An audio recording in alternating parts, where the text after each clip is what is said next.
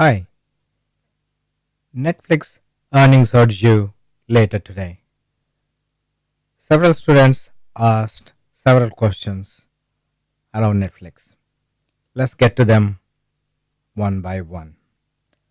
First question: if Netflix comes out with good results, good subscriber growth, what should be next possible target? Answer to that is next possible target could be $231.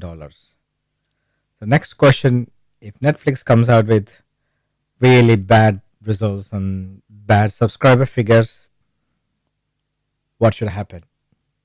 Where is the next possible supports? At the moment, Netflix is in very good momentum, strong uptrend, and should they come with the bad news, which I don't think, if that happens, the possible support levels are around $203 region, around $190 region, and most importantly, you have this long-term strong uptrend acting as a support. So if it breaks below this, then the stock will be bearish, and then the strong support 165 could act as a cushion.